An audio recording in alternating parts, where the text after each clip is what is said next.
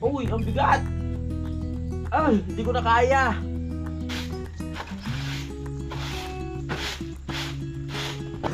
Uy, congratulations kay Kanoy! Nag-number 1 siya! Simulan ng magkulitan kasama si Louie TV. Isang magandang umaga sa inyong lahat. Mali na naman.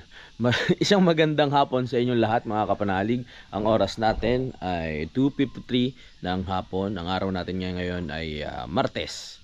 Ako na lang mag-isa dito tulad ng dati. Pupunta lang ako doon sa Kubo kasi nakaset up na doon yung gym equipment at mag-exercise lang ako para ako ay malibang-libang at mabanat ang ating mga buto at kasukasuan mga kapanalig. Yan. Para hindi natin maisip na mag-isa lang tayo ngayong oras na ito. I-share ko lang din sa inyo bago tayo mag-workout yung mga ginawa ni Utol dito. Nagtanim pala siya ng yung galing kay Daddy Oms. Ayan yung mga halaman. Ayan. Mga ilang araw lang yung tutubo na yan kasi ngayon ay tag-ulan na. Marami silang tubig na masisip-sip. Kaya talagang yan itutubo na agad. Tapos yung mga natin, yung tawag dito, yung mga progress na galing kay Bossing Robert Diquez ay tutubo na rin yan. Dahil yung mga nakaraan hindi talaga namin natutukan sa pagdidilig pero ngayon dahil laging basa, tutubo na yan. Alisin na lang natin yung mga hindi kauri katulad nito, naglalakihan na. Inaagawan nyo na ng karapatan yung progress dyan. Yung progress lang dapat andyan inaagawan nyo ng sustansya. Ito na ang ating mga pang gym. Bakit may nakasabit pang saging? Ano to, bawat buhat mo kagat ng saging pag nagutom ka. Ito yung in-harvest ni Utol. Yan, papahinugin lang natin yan. Pwede nang kainin. Bawat buhat pitas. Kaso mapait pa yan. Hindi pa yan pwede. Gara pa ng lasa niyan, no. Saan nyo kaya hinarvest to? Kaya nga meron tayong ulam kanina na puso ng saging dahil nag-harvest nga siya niyan. Exercise. Hi, Pakmal!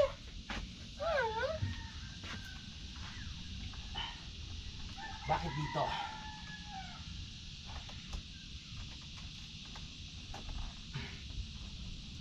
Dito linagay ni Utol, nakaharang.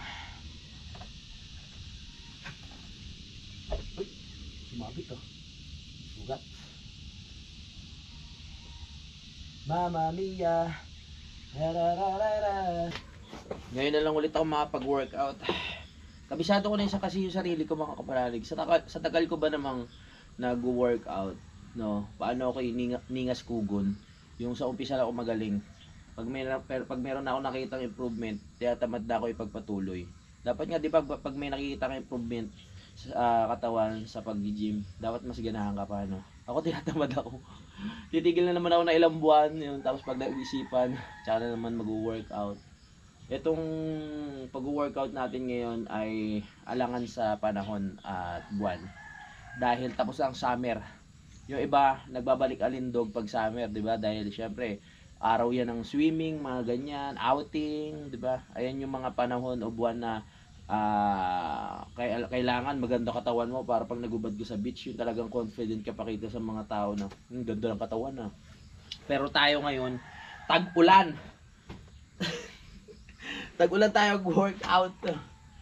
Ano lang, hindi naman tayo tignan ko lang ulit. Ito ay 35 kilo. So, ito ating bubuhatin. Let's go. Let's go. Tara, tingnan natin kung kaya pa. Uy, ang bigat! Ay, hindi ko na kaya.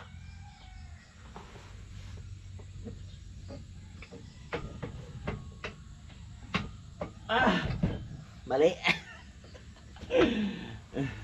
Mag-start muna tayo sa magaan. Kaya ko to pero hindi natin pwede persahin. Dati binubuhat ko to pag di ba? Kaso ngayon na lang ulit tayo nagbuhat. Kailangan mag-start muna ulit tayo sa magaan. Kasi pag binigla natin yung bigat, baka mapersa yung muscle natin. Mahirap na may injury. So start muna tayo sa magaan, sa mababa lang na timbang. Palitan natin tong plates. Ako ba, ba't agad kasi nakasalang? Sino bumubuhat na ito? Si Vincent? Ano ba to? 35 pala, 35 kilos. 35 pounds. Ibang pounds sa kilos, di ba? Nalilito pa ako. Palitan lang natin. Ano lang pala to? 15, bali 15.9 kilo. Hindi naman pala 32. Pag pinagsama mo yung dalawa, bali 30 kilos na rin pala. Magkasama 30 kilos.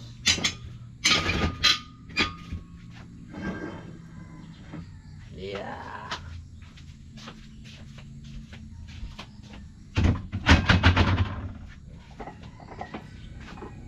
Balitan ko muna ng magaan. Isa muna. Ay, hindi mabigla yung ating cheese.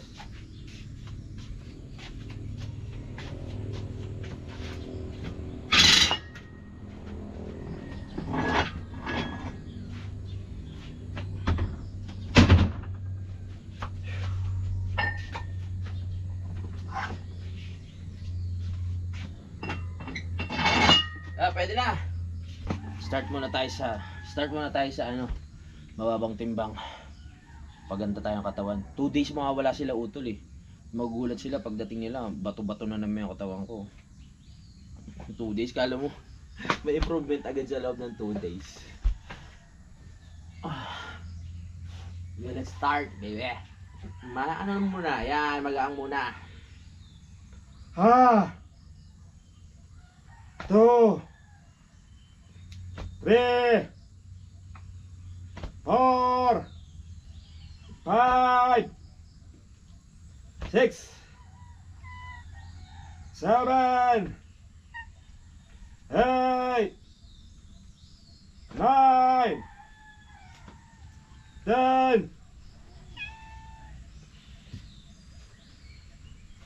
11 12 13 14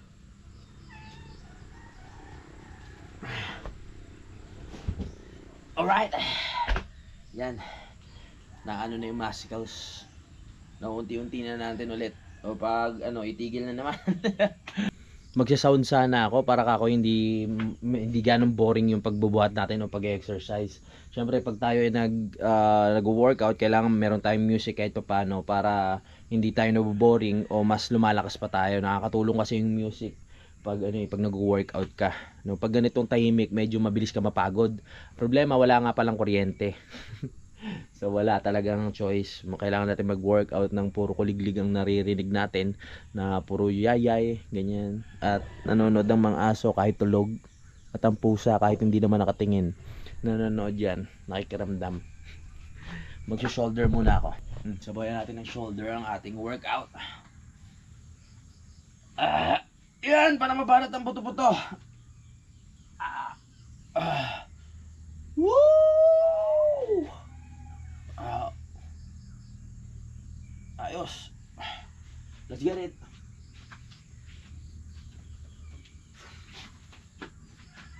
One, 2, 3, 4, 5, 7, 8, 9, 10, 11, 12. 1, 2, 3, 4, 5, 6, 7, 8, 9, 10, 11, 12. Pagsabay-sabay na. 1, 2, 3, 4, 5, 6, 7, 8, 9, 10, 11, 12. 1, 2, 3, 4, 5, 6, 7, 8, 9, 10. Alright! Ay! Ito na pala yung binawasan ni Utol kanina ng mga sanga ng tibig. Inalagay niya muna dito. Tibig ba? Tama. Sabi ni TJ, tibig to eh. Tama ba to TJ? Kaya umaliwalas. Mawalisin na lang natin yung sa bubong dyan. Pag nakairam tayo ng power saw, puputulin na namin to, tapos hukayin na namin ng maayos para makadaan na kami ng mas maayos dito, di ba? May papatag na namin Dito kasi yung isang part na mahirap dumaan pag umuulan dito dyan, madulas din. Pag naalis namin yan, ayos. Ano namin yung lupa dito para pumantay. Hindi na siya mahirap. Wala nang harang sa right of way. Diba? Sumasabay na naman yung yayay. Ay nako, ang bubong. Dami langaw ng bubong oh.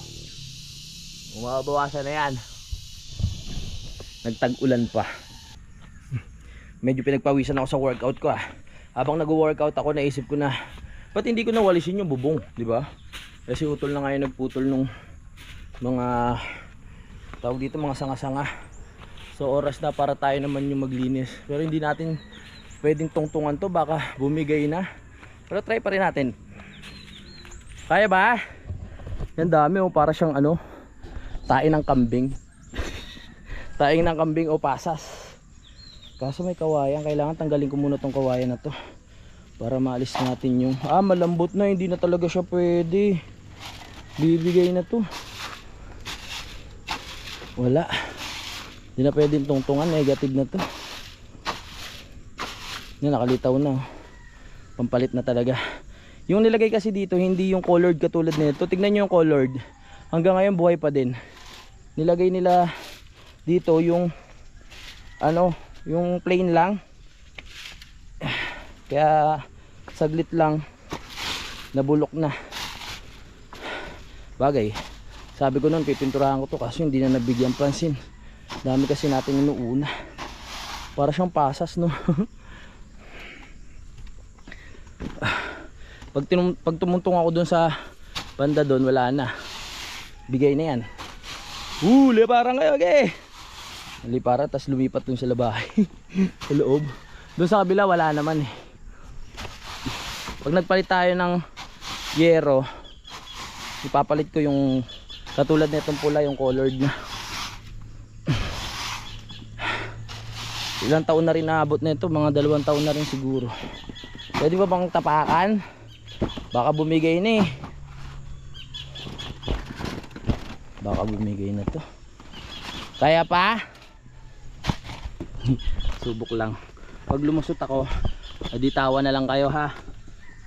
Kaya pa ba to? Huwag na, nakakatakot. Sungkitin na lang natin. Katakot.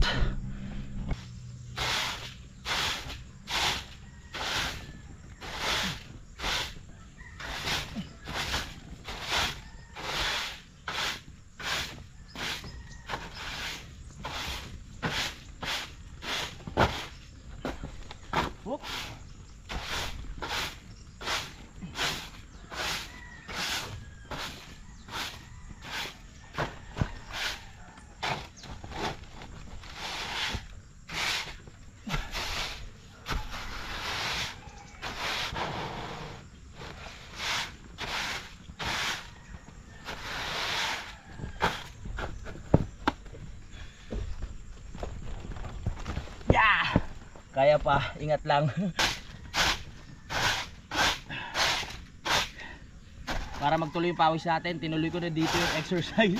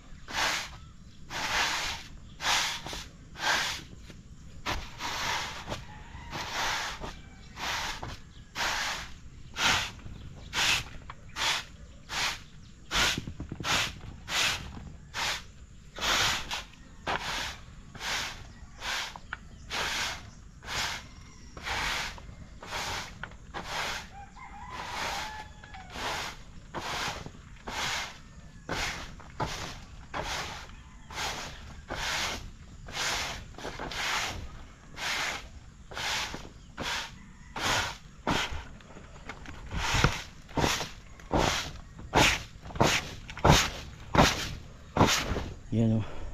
Diba nalilitis naman siya. Dapat pagkalaglag niyan doon, mawalis din agad para mawala na yung mga langaw. Doon na lang pupunta sa kabila. Dami nakadapo oh. Parang nagiging bahay nila yan pag ano no. Grabe. Bago matapos yung taon na to, papatagin na talaga namin yan para mas umaliwalas, makita yung mas ganda ng kubo.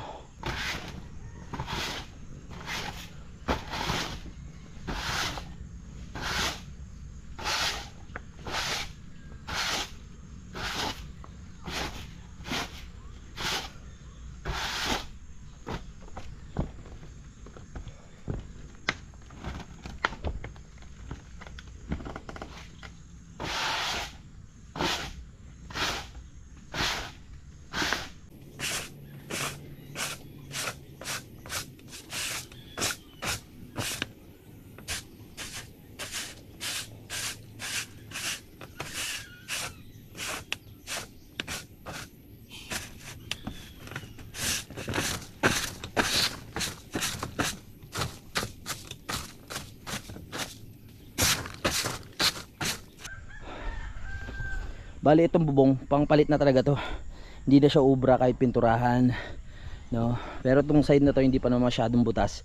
Kaya winalis na rin natin para tumagal pa ng konti. Tingnan nyo yung butas na. Pero buti na lang, doon na sa area na yon, bandang labas na ng kubo yung mga butas niya. Kaya pwede pa. Tatagal pa to ng ilang buwan. Pero pag talagang puro tulo na, palitan na natin ng may kulay. Ng kulay pula katulad nito, no? At least nabawasan na. Pati yung langaw mabawasan na rin yan. Linisin natin hanggang doon sa may baba. Luminis-linis na. Pag ano, katulad na lang din kila paring Jose yung papagawa natin na bakal na rin, no? Para wala na tayong problema. Total naman bakal na naman yung mga poste niyan. Madali na yan ano. Tawag dito, madali nang i-welding. So ngayon pagtiyagaan muna natin yan. Tatagal pa naman ng mga ilang buwan. Kung maririnig nyo, kung nandito kayo, para silang ano, para silang langaw na nagwewelga. Ang sabay-sabay, talagang ano, rinig na rinig mo yung sabay ng ano ng mga pakpak nila, yung pagtawag dito, yung paglipad. Yung sira na, yung mga banda dito na. Dito na papatak yung tubig, pero dito okay pa, goods pa. Kaya hindi ko na tinapakan, baka lalo pang mabutas eh. Yon! Nagkaroon na ng kuryente sa wakas. Tuloy pa rin ang ating exercise. Ito munang maliit yung ginagamit ko. Tamang ano lang tayo, banat ng buto. Pinagpawisan ako. Sarap. Para hindi tayo masyadong ano, mabigat ang pakiramdam. Mawala ang mga sakit-sakit at kirot-kirot sa katawan. Stretching. Tapos na ako magpapawis ng slight, no? Sarap ko na to. Balik na tayo dun sa bahay. Kaya umuulan na naman. Magla-live pa ako, live selling. Hoy, bumili na kayo t-shirt ko ah. 750 lang yun. Tara na. Umuulan. Tayo sa loob magpatuloy ng mga gagawin pa. Live muna ako, live. Yeah. Sarap din na i-stretch yung katawan.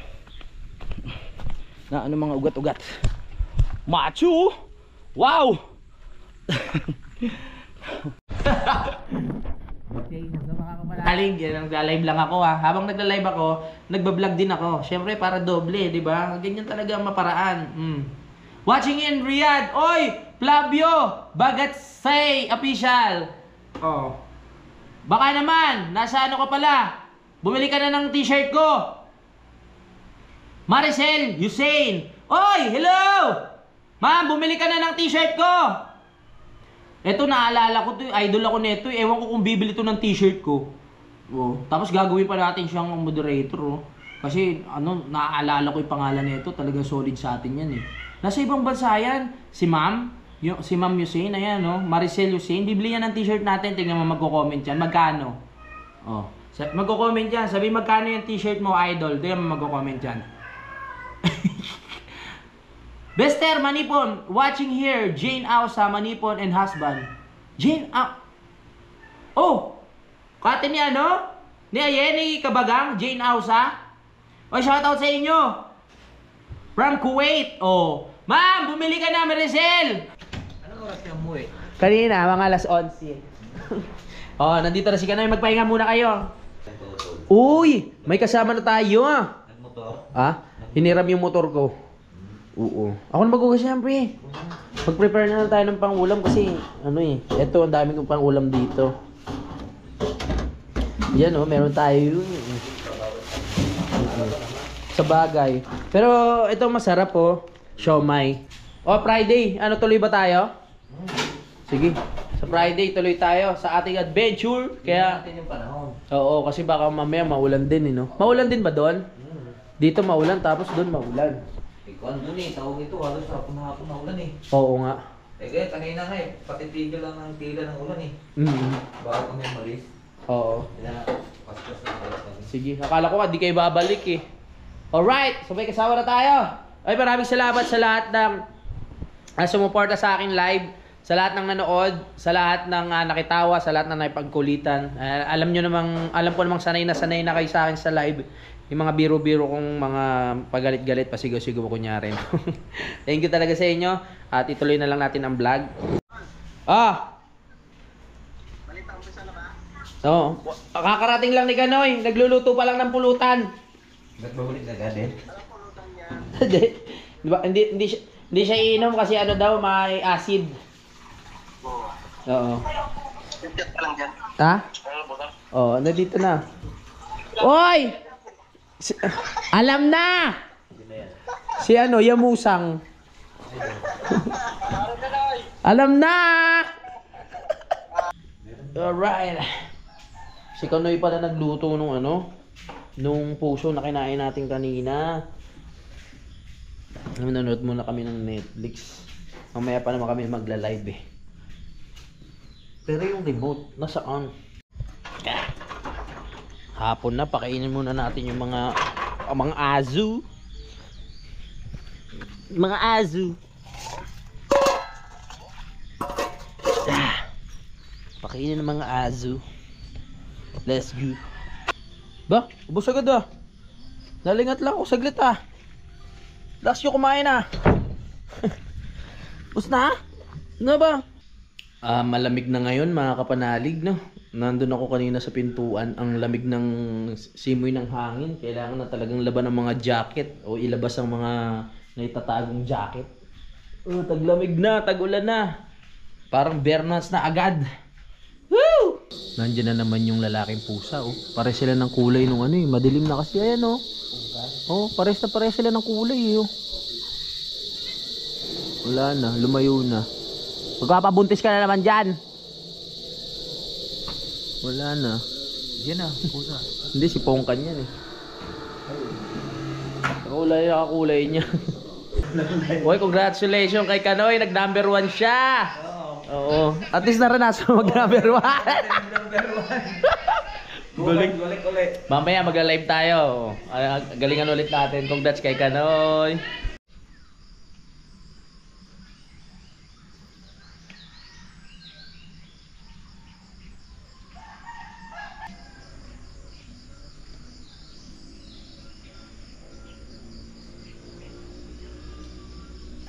Good morning, isang maulan at malamig na umaga sa ating lahat.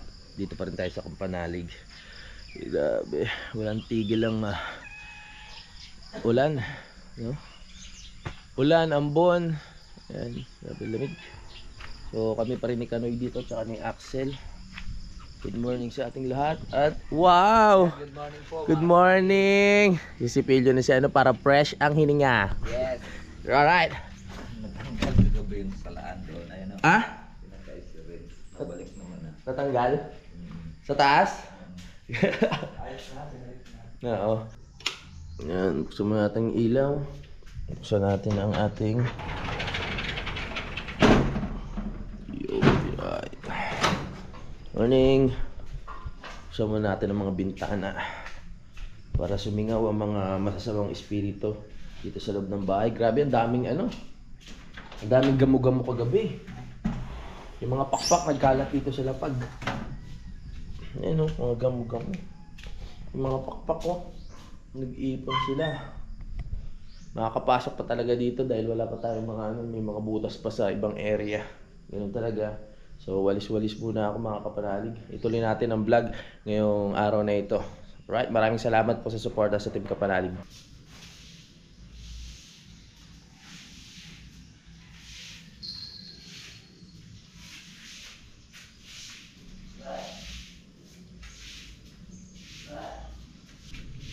Let's go.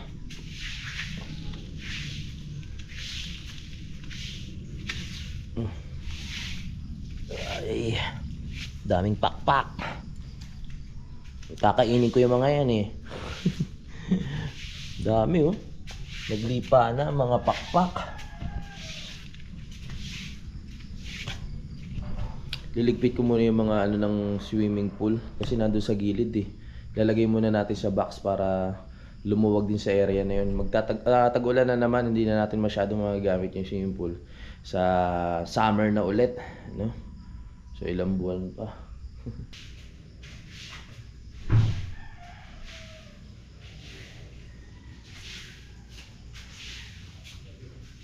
Ang hirap polisin nung ano, yung pakpak ng ano mga kapanalig. Tawag dito, yung pakpak ng gamo-gamo pag winalis mo, lilipad-lipad lang eh. Kala mo may sariling buhay yung pakpak. Kagabi pala, ang lakas ng ulan daw, sarap ng tulog ko. Ang ginawa ko pa bago ako matulog, nakinig pa ako ng ano sa cellphone, yung tunog ng tubig, no? Tsaka yung tubig ng ano, yung tunog ng ulan. Yung pala, ang lakas naman pala ng ulan sa labas. Hindi ko na naramdaman kasi napalalim na yung aking tulog. Nakashot ako ng konting tawag dun yung Jack Daniels. Tapos pagod pa ako sa biyahe. Kaya sarap ng tulog ko. Goodness. Si Kanoy ngayon nagre-ready lang doon sa ating lababo. Bibili pala ako ng ano, yung tape na parang transparent kasi nalalagas agad yung mga ano natin. Tawag dito yung nalalagas yung mga linoleum, no? Kailangan madigitan ng tape. Nalalaspag agad siya. Sipag ni Kanoy, oh. Suportahan natin si Kanoy. No skip ads. Yan, matagal-tagal pa. Kaya sigurado makakagraduate to si Kanoy. Okay. Number 1 tayo ngayon. Oo, number 1. Hindi natin alam kung hanggang kailan, pero kailangan namin ng suporta nyo. No skip ads mga kapanalig para tuloy-tuloy ang ating pag number 1, di ba? So, sabi ko nga hindi naman namin inihiling to, pero for the first time sa buong challenge, kahit ako nung nasa challenge pa ako, hindi ako nagna-number 1 eh. Lagi akong nasa number 2, ganyan. Pero ngayon yung sa challenge ni Kanoy, sa Team Kapanalig may nag-number 1 for the first time. Kaya masaya rin ako. So, kaya maraming salamat sa suporta ninyo. Dapat talaga dito pag matutulog ka, lalo na tagulan, patay ang ilaw. Grabe naman kasi yung mga gamo-gamo. Pasok sa bahay. Ang hirap din maglakad dito sa mga lupa-lupa. Alam niyo kung bakit? Kasi mayroong mga langgam na maliliit dyan na naglalakad. Once na tumapa ka dyan, gagapang na agad sa paa mo. Aakyat na agad mga kapanalig. Pag di mo napansin, papasok sa mga kasingit-singitan mo, magugulat ka na lang, nangangati ka na. Oh, may mga langgam na naghahanap ng pagkain eh. Akala ko ba pag tag-araw sila naghahanap ng pagkain, tapos pag tag-ulan, tsaka sila mag-i-stay sa bahay nila. Parang mali yung kwento nung ano, nung tawag dito, nung langgam at tsaka ng grasshopper. Ano ba sa yung tipaklong, 'di ba? Pag sa tag-araw sila nag-iipon ng ano eh, ng pagkain, pero sa tag-ulan mag-i-stay na lang sa bahay nila kasi nandoon na lahat ng imbak ng pagkain. Para nagkabaliktad ngayon. Para mas lalo silang marami pag tag-ulan, naglalabasan lalo. No, baka dahil na ano yung bahay nila, nababasa. Hindi nila alam na yung area na yun nababasa ng ulan, kaya naglilipat sila. Yun lang ang pagkakaano ko, no. Tawag dito, pagkakaintindi ko siguro siya na nangyayari sa kanila. O di ba pati langga pinag-usapan na natin. Good morning sa inyo lahat. Sa lakas daw ng ulan kagabi, para raw silang pinipirito doon sa taas. Kasi yung tunog ng ulan doon sa bubong, di ba, parang tunog ng perito. Dalawa lang naman sila doon. Pero sarap matulog pag ganun. Di ko na talaga naramdaman. Good morning! Nag-iisip ako ng pupuntahan mamaya. Naalala ko bigla, dala pala ni Utol tsaka ni Vincent yung ating motor para mapabilis yung kanilang biyahe, no? So dito lang muna kami mag-iikot-ikot dahil wala kaming service. Bukas naman pupunta na kami kila Kanoy at sana pagbigyan tayo ng panahon na gumanda at hindi malakas ang ulan at hangin dahil malakas ang alon. Mahirap naman magsapalaran pumunta sa isla ng ganitong panahon, di ba pre? Bahala na kung ano magiging diskarte namin. Bukas naman nandito na sila utol ng maaga daw. Kailangan lang talaga pumunta na eskwelahan ni Vincent. Ito yung dala na tilapia ng bisita natin nung nakaraan. Oh, magkakayakap pa sila, parang ayaw maghiwalay. Lalaki din, no? Saan kaya galing to? Lalaki. Sarap niyan, ihaw-ihaw. Ihaw lang, walang alak. Punta muna ulit tayo sa kubo. Papatay ko muna yung ilaw. At makapag-exercise ng kaunti. Unti-unti lang. Wag biglayin ng katawan.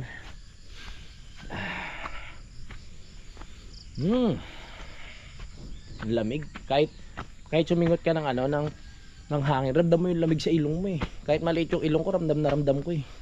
Ang daming, grabing gamo-gamo. Yung mga pakpak nila. Hey! Hello, good morning.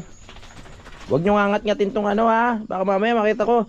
Ngat-ngatin nyo tong pinaka natin. Pang exercise ha.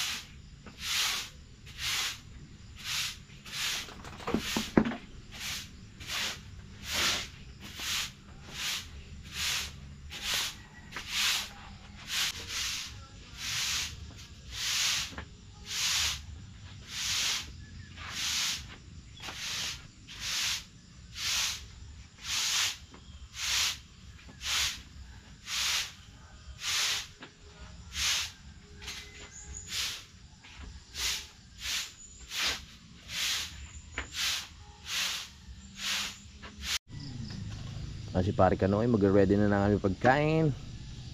Tigas ng tilapia. Matigas? Ilang araw ba naman sa freezer yan eh. Nasyan. Nakabang na yung mga pusa.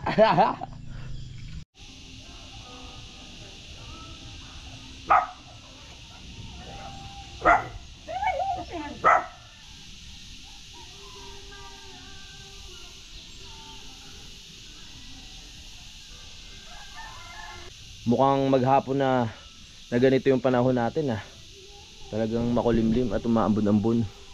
So mamaya sa next vlog natin, yun nga, nakwento ko na naman sa inyo, tatanggalin natin yung mga hindi kaparehas ng progress para tumubo siya ng maayos. At ayan, pag nagtuloy-tuloy pa yung ulan, kakaskasin natin to. Kasi delikado, may brush naman doon sa banyo. Kakaskasin ko lang yung mga lumot niya. Delikado kasi madulas pag may mga umaakyat dito, baka mamaya mabagok pa dyan o diba, kung ano man mangyari, mapilayan. Kaya kailangan makaskas natin katulad dati. Yun lang naman ang mga plano ngayong araw na ito. Ganun lang naman ako pagkagising ko, iniisa-isa ko na yung mga gagawin ko kunyari maglilinis ng bahay, maglilinis ng kubo, mag-ano ng mga damo, ganyan lang para pag nasa plano na agad. Pero magpapaalam muna ako sa ngayon mga kapanalig. Maraming salamat po sa pagsubaybay. Maraming salamat dahil nakarating kayo dito sa dulo ng video. At magkita-kita na tayo sa next update. Bye-bye! Simulan ng magkulitan kasama si Inuit TV.